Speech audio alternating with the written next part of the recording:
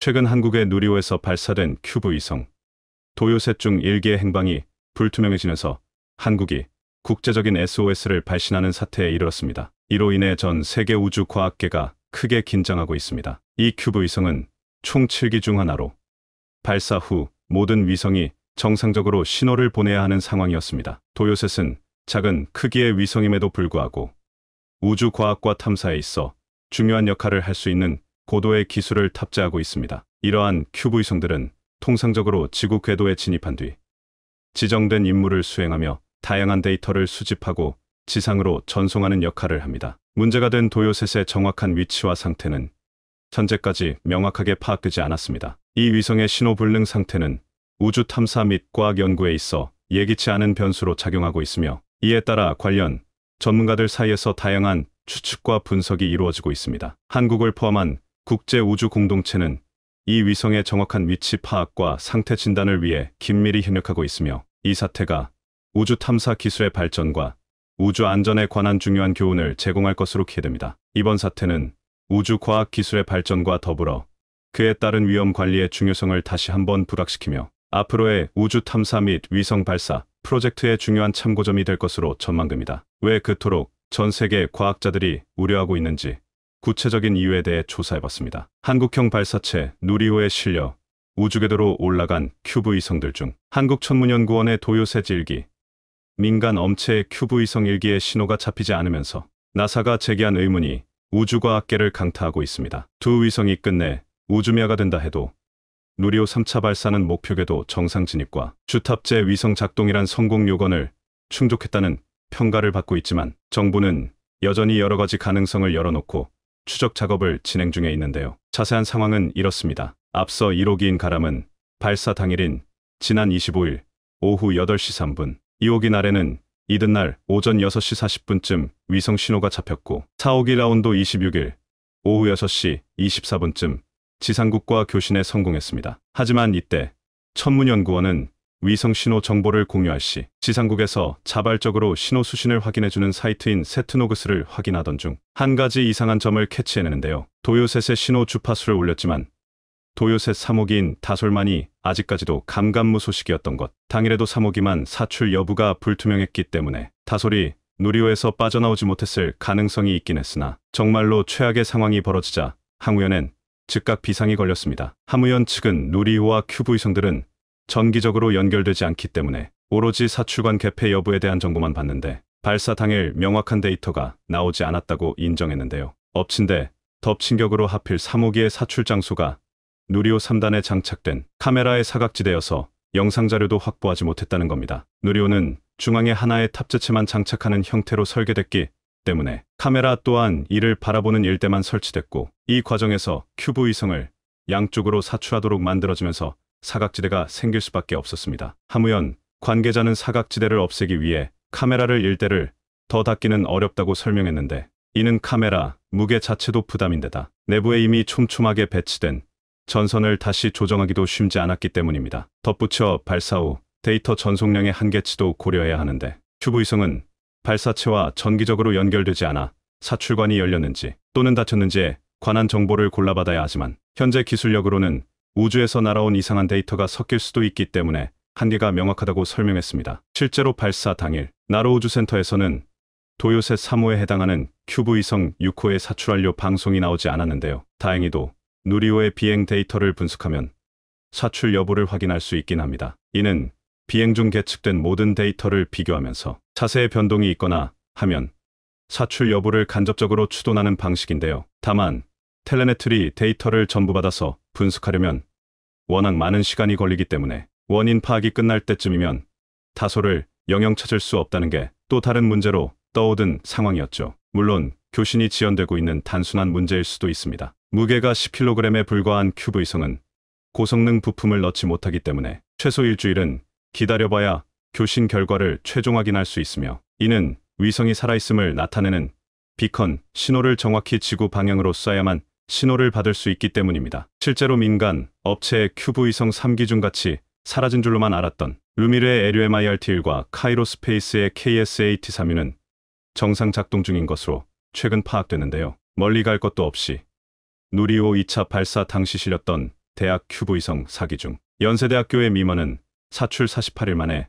신호를 받기도 했습니다. 그런데 최근 분위기가 이상하게 흘러가기 시작했습니다. 도요셋은 지구상에서 관측되는 기후와 지적 정보 등 정보 처리 목적으로 제작됐고 군사 목적으로 쓰일 위험성도 있긴 하나 항우연의 대응이 조금 지나친 게 아니냐는 지적이 나왔습니다. 실제로 타솔이 행방불명되자 나로 우주센터에 긴급히 모인 40명의 연구진들은 타솔에 연결된 통신체계를 끊어야 한다든지 혹은 컴퓨터 간 명령이 먹히지 않도록 코딩 작업을 다시 해야 한다는 의견도 쏟아졌는데요. 같은 시각 항우연은 전 세계 우주센터에 긴급서신을 보내며 타솔의 위치를 함께 찾아달라는 요청을 날리기도 했습니다. 도대체 타솔이 무엇이 그토록 중요하길래 굳이 다른 나라의 사출 실패를 알리면서까지 이런 행동을 해야만 했을까? 그 이유는 타솔이 앞으로 한국 위성과학을 대변할 초기 모델이었다는 점 때문입니다. 누리호는 2025년 예정된 4차 발사에서 차세대 중형위성 3호를 싣고 우주로 향할 예정입니다. 차세대 중형위성 사업은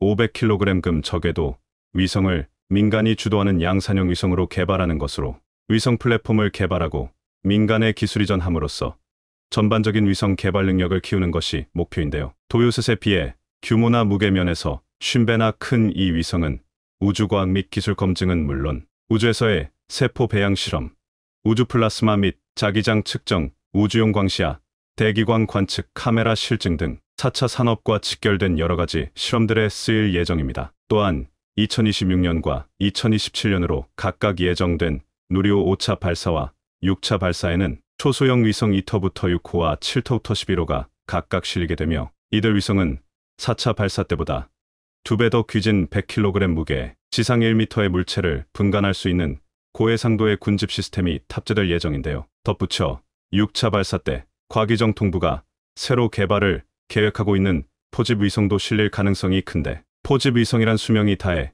우주를 떠도는 위성을 로봇팔 등을 이용해 처리하는 임무를 가진 위성입니다. 과기정통부는 지난 3월 열린 우주개발진흥실무위원회에서 위성에 접근하는 랑데브나 위성에 결합하는 도킹, 로봇팔 등 우주물체를 능동 제어하는 기술 개발 계획을 공개하고 2027년까지 우주 실증을 진행하겠다고 밝힌 바 있습니다. 한국을 비롯해 전 세계 우주 과학자들이 우려한 부문이 여기에 있는데요. 바로 행방이 묘연한 타솔이 적국의 손에 흘러들어가는 경우, 즉 해킹 문제가 바로 그것이었습니다. 지난해 캐나다에서는 칼코셔라는 해커에 의해 진행된 매우 충격적인 실험이 있었습니다. 데프콘 해킹 콘퍼런스에서 방송 위성을 해킹해 영상물을 마음대로 송출하는 장면을 보여준 것인데 놀랍게도 이 위성은 2020년에 폐기된 위성이었다는 겁니다. 죽은 위성마저 살려낸 해킹은 심지어 한법적인 테두리 안에서의 방법만이 사용됐고 비용도 불과 $300밖에 들지 않은 것으로 전해졌는데요. 이와 관련 나사 측은 고도위성의 경우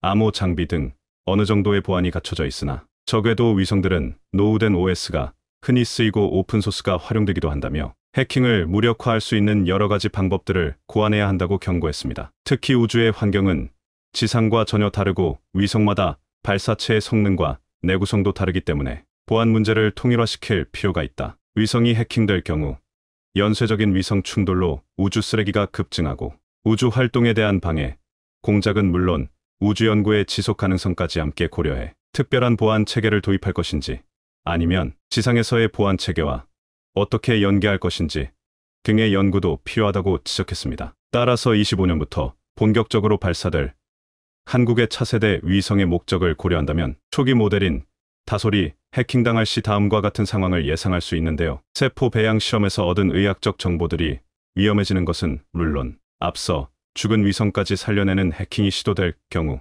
2027년 시도될 위성에 접근하는 랑데브나 위성에 결합하는 도킹과 로봇팔 등 우주물체를 능동 제어 기술을 자유자재로 활용해 현재 지구를 떠도는 수백 수천 개의 죽은 위성들을 한데 모아 군사적인 군집체로 결합시키는 것도 가능할 수 있습니다. 이는 결코 허무맹랑한 가설이 아니며 실제로 미국 정부는 이미 10년 전부터 중국이 적국 위성을 해킹하여 사이버 무기를 개발하는 것에 대해 강력 경고를 날린 바 있습니다. 파이낸셜 타임스에 따르면 CIA의 도장이 찍힌 유출 문건들을 공개하며 미국은 중국이 적국의 위성을 통제하기 위한 정교한 사이버 무기를 개발 중인 것으로 판단했다. 전시 상황에서 이러한 위성들로 하여금 아무짝에도 쓸모없는 데이터 신호들을 내보내도록 하거나 적국을 감시하는 용도로 활용하기 위한 해킹 기술은 실제 개발이 완료됐다. 심지어 CIA 유출 문건은 22년 발행된 것으로 확인됐으며 러시아는 전자전팀을 동원해 대규모 사이버 공격에 나섰지만 크게 재미를 보지는 못했다. 반면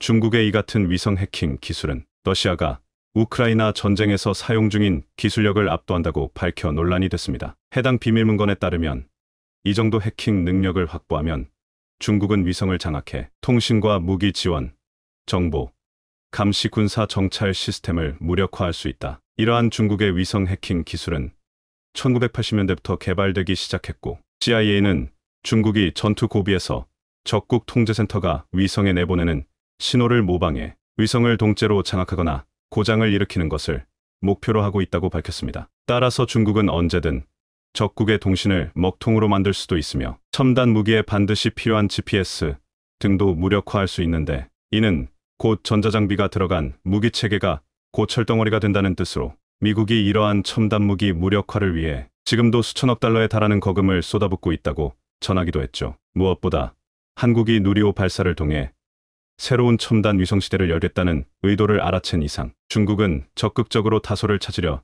들지도 모르는 상황인데요. 조만간 행방불명된 다솔이 정상적으로 사출됐다는 반가운 소식을 보내오길 바라며 잇따른 비행기 사고로 큰 위기에 처한 보잉이 한국과 뜻밖의 움직임을 보이자 일본 정부가 큰 충격을 받고 있어 화제입니다. 기시다 정부는 다급하게 5조엔 44조 원을 투입하겠다고 밝혔지만 이미 대세는 한국으로 기울어졌다는 분석까지 나오고 있습니다. 일본 정부는 향후 여객기 수요가 증가할 것으로 보고 다시 국산 여객기를 개발하겠다는 입장을 밝혀 이슈가 되고 있습니다. 일본 경제산업성이 2035년까지 기업들과 함께 약 44조 원을 투자해 차세대 여객기 양산 사업을 추진하기로 한 것입니다. 미쓰비시 중공업이 단독으로 소형 여객기를 개발하다 포기한 것을 고려해 복수 기업과 제휴해 여객기를 개발한다는 방침입니다. 그리고 탄소 저감 요구가 높아지는 상황에 대비해 수소 엔진 탑재 기종도 고려 중이라 밝혔습니다. 미쓰비시 중공업은 2008년 90석 규모 소형 제트 여객기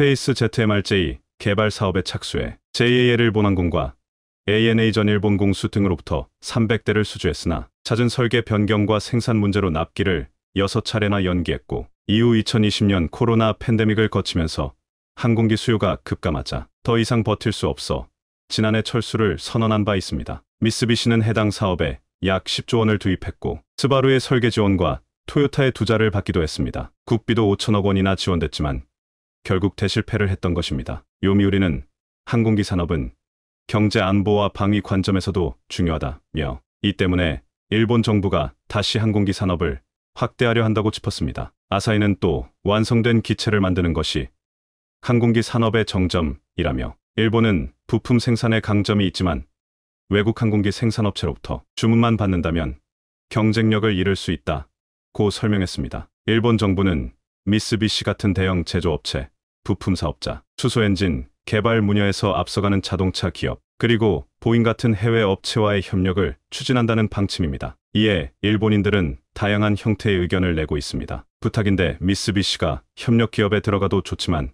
주도시키지 마라. 몰락하고 있는 보잉에서 인재를 확보해야 한다. 미쓰비시와 가와사키의 공동 개발이 베스트지만 현실적으로는 보잉의 차세대기 개발에 시승하는 형태가 될 것이다. 항공기는 돈만 투자한다고 성공하는 것이 아니다. 과감하게 보잉에 투자해 B737 후계기 개발 주도권을 잡아야 한다. 이렇게 정부의 의도를 보잉과 연관짓는 경우가 많았습니다. 실제로 보잉은 현재 큰 위기에 직면해 있습니다. 보잉 737 맥스 기종은 올 1월 약 5천 상공을 비행하던 중 창문과 벽체 일부가 뜯겨나가면서 비상 착륙을 진행했고 이에 미국에서 171대를 포함해 각국이 운행 중단 조치를 취하기도 했습니다. 조사 결과 비행기 문을 고정하는 볼트 4개가 누락된 것으로 파악됐습니다. 당시 승객 174명이 타고 있었으며 경상자가 여러 명 나왔는데 승객들은 외상 후 스트레스와 함께 물리적 상처를 입었다며 알래스카 항공과 보잉사를 상대로 10억 달러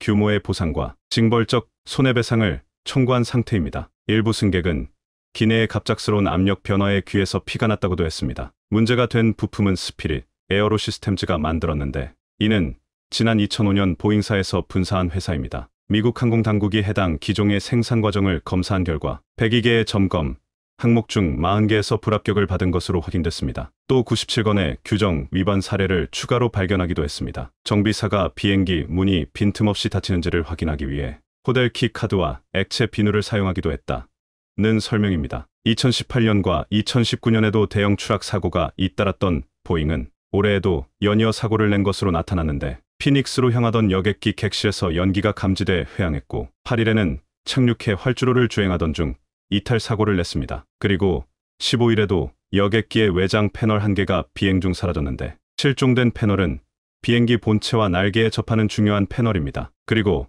또 알래스카 항공 소속 보잉 737 여객기가 착륙하던 중 조종석 앞 유리에 균열이 발생했는데 총 5겹으로 만들어진 조종석 유리 중 가장 안쪽의 내부 유리창입니다. 이런 문제는 보잉 737 기종뿐만이 아니었습니다. 보잉 747 화물기 또한 엔진 화재로 비상 착륙하는 사고가 이어졌습니다. 화물기여서 일반 승객은 없었지만 아찔한 장면이라 모두가 탄식을 했습니다. 3월 7일에는 오사카행 보잉 777기에서 이륙 중 타이어가 떨어지며 주차돼 있던 차량에 큰 파손을 일으키기도 했습니다. 남아있는 바퀴 덕에 비상 착륙이 가능했지만 떨어져 나간 바퀴는 공항 직원의 차량 위로 떨어져 피해를 입혔습니다. 그리고 최근 호주 시드니를 출발해 뉴질랜드 오클랜드로 향하던 보잉 787 여객기에서 비행 중 고도가 급격히 떨어지는 사고가 발생했고 승객과 승무원 50여 명이 크고 작은 상처를 입었습니다. 일부 승객들은 날아올라 천장에 부딪히고 뼈가 부러지거나 목과 머리에 상처를 입기도 했습니다. 이에 승객들은 보잉 비행기를 타면 어떤 부품이 고장날지 모르기 때문에 반드시 드라이버를 소지하고 탑승해야 한다. 는 우스갯소리를 했습니다. 게다가 787 드림라이너와 관련해 내부 고발을 했던 전 보잉 직원이 숨지며 의구심이 더욱 커지고 있습니다. 2017년 은퇴할 때까지 32년간 보잉에서 근무한 존 바넷은 보잉 공장에서 의도적으로 저품질 부품을 쓰고 있다.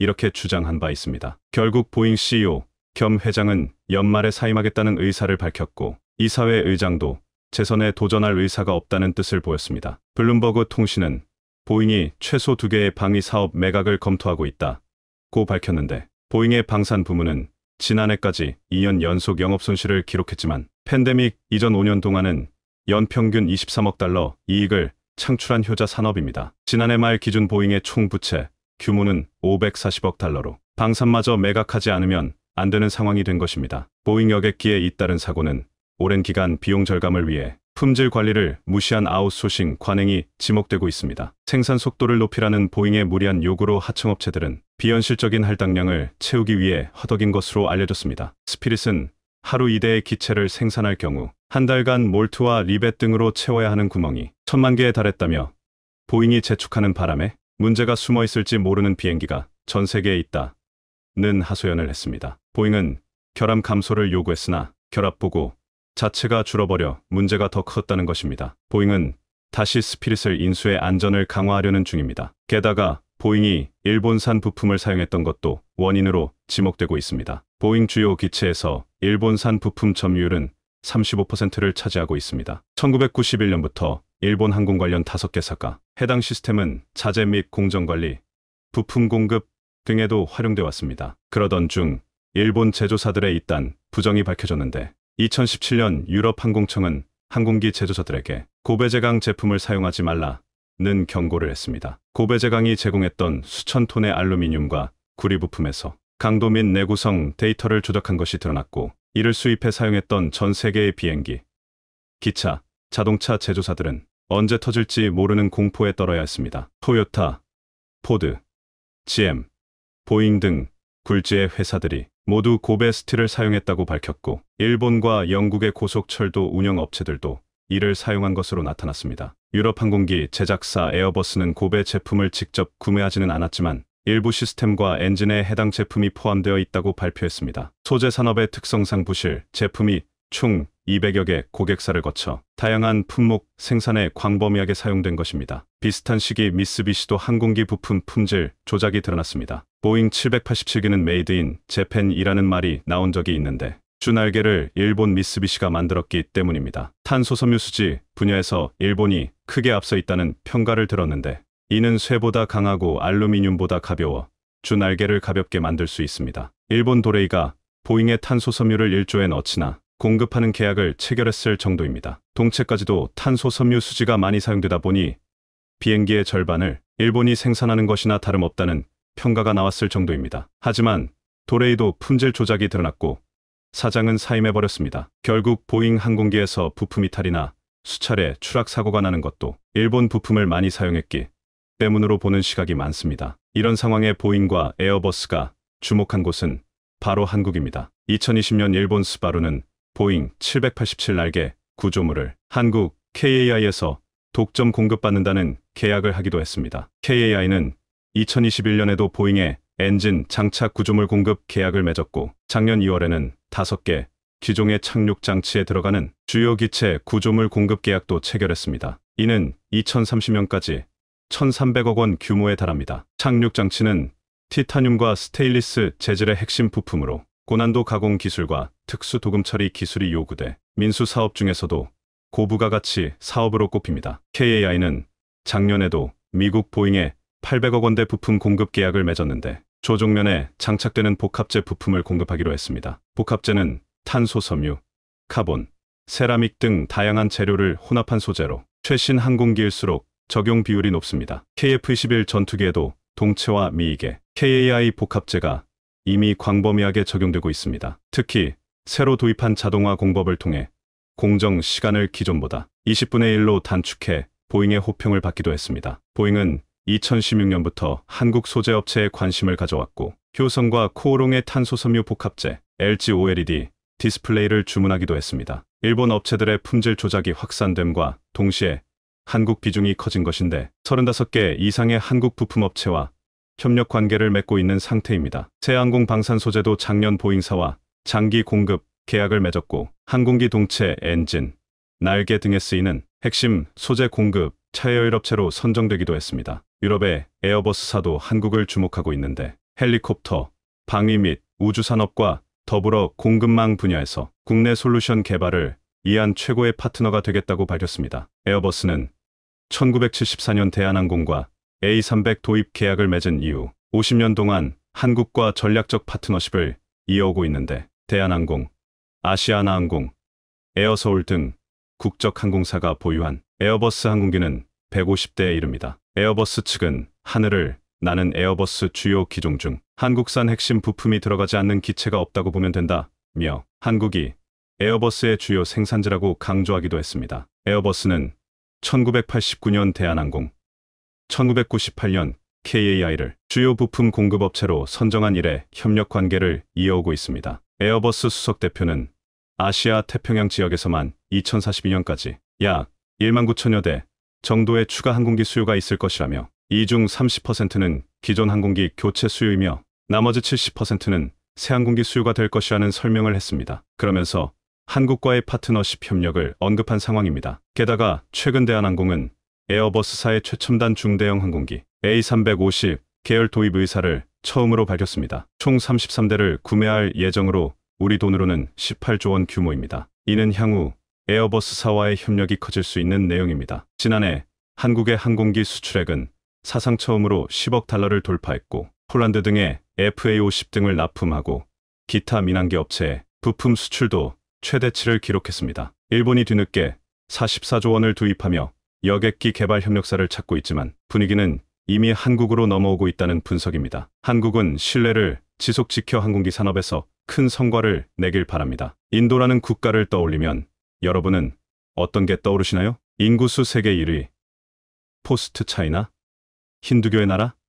아니면 요가? 그럼 문화라는 카테고리로 좁혀 생각해봅시다. 인도를 대표하는 문화산업은 발리우드로 불리는 바로 영화산업. 인구수 전 세계 1위답게 발리우드는 미국 헐리우드보다 더 거대하다고 알려졌죠. 히어로물, 범죄물, 블록버스터, SF를 넘나드는 미국 헐리우드에서 매년 약 600편의 영화가 개봉하는 데 반해 발리우드에서는 매년 2,000편가량이 개봉한다고 하니 그 규모가 짐작되시죠. 그리고 발리우드는 춤과 노래, 가습을 따뜻하게 만드는 독특한 포맷이 존재하는데 인도인들의 자국 컨텐츠에 대한 충성도는 상상을 초월해 타 장르의 영화가 진출하기 어려운 시장이기도 합니다. 그런데 이런 인도 시장을 뚫어낸 것이 한류인데 최근 인도 영화계에서 한국 문화를 배워야 할 필요가 있다는 강한 주장이 제기되고 있습니다. 작년 6월 5일 포브스 인도판에는 카말 하산 카멀 하슨이라는 유명한 영화 감독이 쓴 인도 영화는 한류 운동의 정점에 있다는 글이 실렸습니다. 원문을 조금만 살펴보겠습니다. 정치가 나의 열정이라면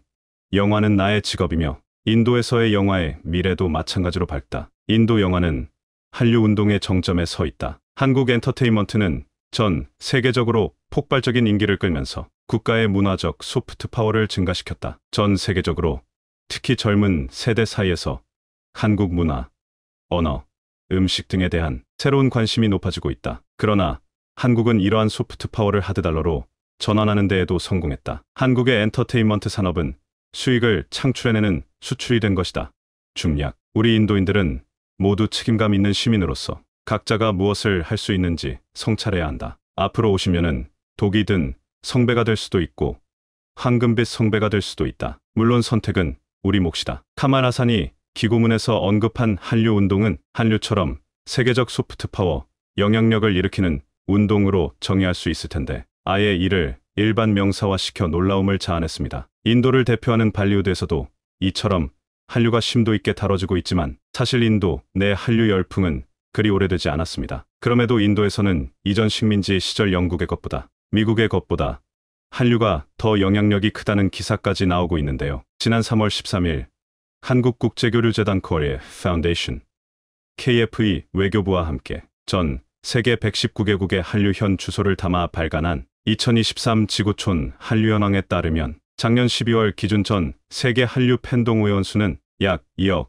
2,500만 명을 기록했습니다. 이는 지구촌 한류현황 이 처음 발간된 2012년 926만 명 대비 약 20배, 전년 대비 4,600만 명이 15.8%의 증가한 수치입니다. 쉽게 말해 작년 한 해 동안 한국 전체 인구수에 버금가는 새로운 한류 팬이 생겼다는 의미. 전 세계 한류 동호회 수도 1,748개로 2012년 대비 약 2.3배, 전년 대비 64개 증가한 것으로 조사되는데요. 순위로는 중국, 멕시코, 태국, 미국이 있고 인도의 경우에는 16위, 165만 명을 기록했습니다. 14억 인구를 생각했을 때 적은 수치로 보이시나요? 사실 그렇지 않습니다. 인도는 인도만의 문화 색채가 워낙에 강해 어떤 문화도 쉽게 파고들지 못하는 특성이 있습니다. 인도 여성의 사회적 지위와 보수적인 문화를 생각하면 더더욱 그렇죠. 초창기 한류도 이를 뚫어내지 못했었습니다. 인도의 한류가 처음 소개된 것은 2000년대 초반 북동부 지역이었습니다. 하지만 북동부 지역은 인도의 변방이라는 지역적 특성으로 인해 인도 전역까지 파급되기에는 영향력이 미미했습니다. 이 시기 아시아 대다수 국가가 한류에 열광했지만 인도는 좀처럼 관심을 보이지 않았었죠. 한류 불모지라고도 불렸던 인도.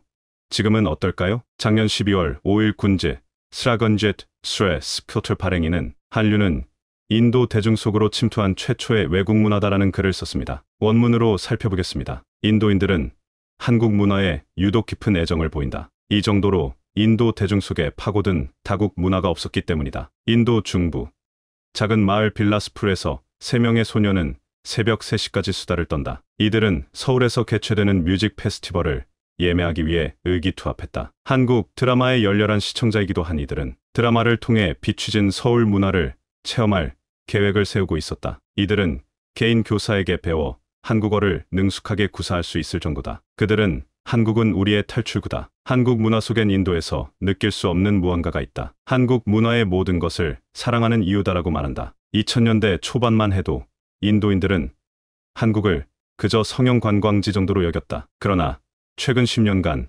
한국에 대한 인식이 완전히 바뀌었다. 인도인들은 전례 없을 정도로 한류에 매료되었기 때문이다. 이를 반영하듯 인도 교육부는 2020년 한국어를 제2외국어로 채택했고 이후 한국어는 인도에서 가장 빠른 속도로 성장한 외국어로 자리매김했다. 인도 한국문화센터에 따르면 인도 학생들은 한국어가 인도 힌디어와 비슷한 어순 체계를 가지고 있어 배우기 쉽다고 한다. 물론 이런 한국어 열풍은 음악, 드라마, 음식 등 인도를 사로잡은 한류에 기인하는 바가 크다. 인도의 한류 열풍은 2000년대 초반 새싹을 틔웠다. 반군인 혁명인민전선 RPF이 인도 마니푸르주에서 힌디어 영화 상영을 금지한 것이 그 시초였다. 반군은 힌디어 콘텐츠가 그들의 문화유산을 망치고 있다고 생각해. 이것 때문에 아시아권 영화, 특히 한국 영화가 대체제로 급부상하게 됐고, 시간이 흐르면서 한류도 자연스레 확산됐다. 2012년 강남 스타일의 성공 이후 한국문화센터가 델리에서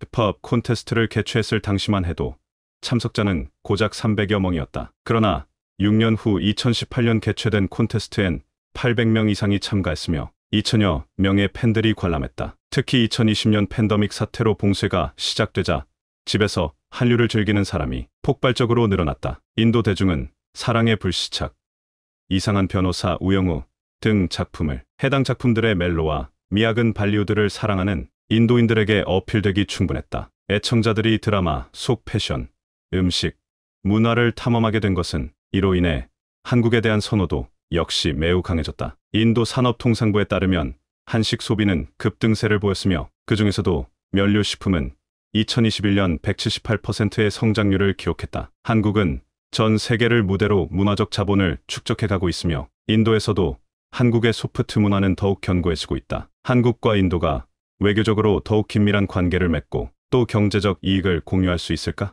양국의 앞날을 주목해보자. 위 글처럼 한류의 불모지나 다름없었던 인도에서 한국 드라마, 영화, 펍을 통해 형성된 팬덤은 한국 문화, 배우, 그리고 한국인들에 대한 강한 호감으로 이어졌습니다. 국내 영화와 드라마들이 인도 시장을 강타하며 인도 콘텐츠 시장의 주류로 자리매김했죠. 이러한 영향은 현재 한국어, 한식, 패션, 뷰티 등의 2차, 3차 K 콘텐츠로 확장되었고 매년 수출 증가로 이어지고 있습니다. 2022년 우리나라의 인도 수출은 188억 8천만 달러로 전년 대비 21%나 늘었습니다. 이는 한류를 통해 대한민국이 엄청난 기회를 얻고 있다는 뜻이기도 한데요. 한편 우리나라와 중국의 관계는 악화일로를 걷고 있는데 그 대안으로 인도가 급부상하고 있습니다. 인도는 2023년 14억 2,862만 명으로 중국의 14억 2,567만 명을 제쳤는데 전문가들은 인도의 인구가 앞으로도 계속 늘어날 것으로 전망합니다. 그리고 이 순위는 다시는 역전되기 어려울 겁니다. 왜냐면 인도는 가임기 여성 한 명이 평생 낳을 것으로 기대되는 출생아 수를 의미하는 합계 출산율이 2.01명으로 중국 1.18명보다 2배 가까이 높으니까요. 더욱 놀라운 건 단순 인구수가 아니라 젊은 사람이 많다는 겁니다. 즉, 인도 인구의 상당수가 한류에 노출될 가능성이 높다는 뜻이죠. 인도의 중위 연령은 2022년을 기준으로 27.9세입니다. 같은 기준으로 중국은 42.7세, 미국은 39.7세, 베트남은 35.6세입니다. 그래서 2030년이 되면 인도는 전 세계에서 청년 인구 30.9세가 가장 많은 나라가 될 전망인데요. 여기에 인도의 경제 성장 속도도 놀라운 수준입니다. 2022년 기준 인도의 명목 GDP는 전년 대비 9.3% 증가한 2조 4,685억 달러를 기록해 영국을 제치고 세계 5위로 몰아섰는데 모건 스탠리는 이를 두고 2027년에는 인도가 일본과 독일을 제치고 세계 3위 경제 대국이 될 것으로 전망하기도 했습니다. 한류는 이처럼 대한민국에 다양한 기회를 제공하고 있습니다. 다만 가야 할 길은 아직 멉니다. 인도 한류의 역사는 아직 짧고 기반은 두텁지 않습니다. 인도의 깊은 역사와 자국 문화 애호 성향, 그리고 그동안 축적된 서구 문화에 대한 친밀도 등을 감안하면 한국과 보다 폭넓은 문화적 공감대를 형성하기 위한 노력이 필요하죠. 대중문화뿐만 아니라 전통문화, 순수예술, 언어 등 다양한 방면에 결친 문화 교류가 더욱 적극적으로 이루어질 필요가 있으며 정부의 노력이 필요한 시점인데요. 인도 내 한류가 더 훨훨 타올라 우리나라에 산재된 많은 위기를 벗어날 수 있는 키가 되길 기원합니다. 얼마 전 1조 규모의 K9 자주포가 루마니아에 수출된다는 소식이 전해졌습니다. 한화에어로스페이스는 1분기 내 루마니아와의 계약 규모, 납품 기간을 발표할 것이라고 밝혔는데요. K9 54문을 수출하는 내용으로 계약 규모는 약 1조 원이 넘는 것으로 알려져 K9은 글로벌 방산 시장의 스테디셀러 자리를 굳건히 했습니다. 그런데 그동안 K9 자주포의 강력한 라이벌이었던 자주포가 시장에서 제거될 것이란 전망이 나오자 한국 방산 업계가 환호했습니다. 반면 중국은 K9 자주포를 깎아내리기에 여념이 없는데요. 오늘은 개발 계획을 전격 취소한 K9 자주포의 유일한 라이벌은 무엇이고 미국은 왜 이 자주포 개발을 포기한 것인지, 또 중국은 왜 갑자기 K9 자주포에 대해 험담을 늘어놓으며 분노 버튼을 눌렀는지 이 소식 자세히 전해드립니다. 지난 2020년 있었던 실사격 시험에서 약 70km 거리의 표적을 정확히 타격하며 뛰어난 성능을 뽐냈던 미 육군의 M1299ERCA 자주포 개발 프로그램이 폐기되었다고 합니다. 이미 지난 가을 개발 프로그램이 중단됐다고 하는데요. 중단된 이유로는 기술적 문제가 언급됐는데 58 구경장 주포의 마모가 예상보다 심했다고 합니다. 그런데 M1299ERCA를 대체할 차기 자주포 프로그램에 대한 언급은 전혀 없는 것으로 봐서 아무래도 당분간은 M109들 마르고 닳도록 사용할 모양입니다. M109는 현재 H형까지 진화한 상태인데 같은 M109라고 해도 반자동 장전 장치와 전기 구동 장치 등이 적용돼 한국의 K55A1과 유사한 수준으로 개량되어 있습니다. 가장 큰 차이는 차체로 브래들리 기반의 신형 차대로 교체됐습니다. 특별점으로는 보기륜이 6개이고 무한 궤도의 폭이 더 넓습니다. 한국으로서는 상상하기 힘든 일이지만 미국은 완성 직전에 무기 개발 프로그램을 자주 폐기하곤 했습니다. 2000년대 들어서 자주포만 벌써 3번째입니다. 지난 2002년 XM-22 크루세이더 자주포가 과다한 개발 비용을 이유로 취소됐고 그 뒤를 이은 XM-1203 NLOSC 역시 지난 2009년 예산 부족을 이유로 취소됐습니다. 특히 야심차게 개발되던 크루세이더는 가성비와 합리화의 화신이던 럼스펠드 국방장관 시대에 접어들면서 과도한 비용 상승을 이유로 가차없이 폐기됐습니다. 1990년대 말에서 2000년대 초반은 냉전이 끝난 뒤 더 이상 러시아가 구소련을 계승하는 위협적인 국가가 아니라는 사실이 확실해지면서 미군은 이런 강력한 자주포를 개발하고 배치할 이유를 못 느끼던 시절이었습니다. 어쨌든 크루세이더는 RAH-66 코만츠와 함께 럼스펠드발 폐기로 없던 일이 되어버리고 말았는데요. 이후 미군은 적은 인원으로 빠르게 배치되는 것을 목표로 만들어진 전투 차량 체계인 FCS MGV 구성 차량들 중 자주포에 해당하는 XM1203을 개발했습니다. XM1203도 포시는 38구경장이라 M109에 비해 딱히 사거리에 이점은 없으나 발사 속도는 1분에 최대 10발은 나오고 또 최대한 자동화되어 승무원도 2명까지 줄었습니다. 여기에 GPS와 연동된 디지털 사동 장치를 통해 신속하게 방열할 수 있을 뿐 아니라 엑스칼리버 포탄도 사용 가능해 그리 길지 않은 포신에도 불구하고 최대 30km 거리의 정밀 타격이 가능하다고 알려졌습니다. 하지만 이 역시 예산 부족을 이유로 결국 폐지되고 말았습니다. 그래서 미국이 시도한 세 번째 자주포 개발 계획이 바로 M1299ERCA 자주포 개발 프로그램이었는데요. 이번에는 기술적 요인으로 취소되고 말았습니다. 2019년부터 개발이 시작되어 예정대로면 올해부터 초기 운용될 예정이었던 XM1299는 사거리가 무려 110km까지 늘어날 예정인 엄청난 성능을 예고했습니다. 또한 사거리 연장탄인 XM1113탄으로 70km, 구경감소 사거리 연장탄인 XM1155탄으로 110km의 사거리까지 이미 실사격으로 달성하는 등 테스트 결과만 들으면 인류 최강의 자주포가 실전 배치를 눈앞에 둔 것 같았습니다. 그런데 지난 3월 12일 미 육군은 XM1299 프로젝트를 폐기하기로 했다고 발표했습니다. 이유는 포신 때문이었습니다. 신형 155mm 주포가 발목을 잡았다고 알려졌는데요. XM1299는 장거리 사거리가 130km라는 엄청난 사거리를 구현하면서도 분당 사격 6발이라는 괴물급 성능을 목표로 개발이 추진되어 왔습니다. 하지만 현존 기술로는 달성하기 어려운 과도한 목표 설정으로 기술적 결함과 비용 폭증을 불러온 것으로 알려졌는데요. 미 육군은 시제품들의 사격 테스트를 실시한 결과 기준치를 크게 밑도는 사격 발수에도 포신이 과도하게 마모되는 현상이 발견됐고 포신의 마모도가 예상보다 신박해졌지만 제작사인 BAE 시스템즈가 이를 적절한 시간 안에 해결할 기미가 안 보였기 때문에 XM1299 개발 프로그램은 완전 폐기하겠다고 발표했습니다. 그러면서 앞으로 기존 자주포 가운데 대안을 구할 것이라고 밝혔습니다. 결과적으로 미국의 자주포는 이제 M109 패밀리를 보고 또 볼 수밖에 없을 듯합니다. M109 시리즈는 1960년대부터 현재까지 정말 수많은 개량을 거치면서 현재의 M109H는 과연 M109라고 불러도 되나 싶을 만큼 초기의 M109와는 공동된 부분이 거의 없는 실정인 테세우스의 자주포급인 상황이지만 기본적인 설계가 가지는 한계를 완전히 극복하지는 못했다는 평가를 받고 있는데요. 어찌되었든 세 번의 시도가 모두 무산되다니 미군은 천조국의 명성에 어울리지 않게 포병 전력에 대한 투자가 비교적 소홀한 편인데요. 공군의 입김이 강력해서 포병은 밀린다는 후문입니다. 비슷한 이유로 미군의 야전 방공 전력은 약하다는 평가입니다. 이로써 천하의 미군도 다음 세 가지는 몇 번이나 시도를 했음에도 개발하지 못하고 있습니다. 첫째, 에이브럼스를 대체할 전차. 둘째, 아파치를 대체할 공격 헬기. 셋째, M109 시리즈를 대체할 자주포. 그런데 문제는 XM1299가 캔슬되면 미 육군의 자주포 격차는 다른 나라들과 비교해 더 벌어진다는 점입니다. 이미 미 육군은 우리나라와 비교해도 자주포 사거리의 열세를 겪는 실정인데요. 중국도 이미 52구경장 포신을 갖춘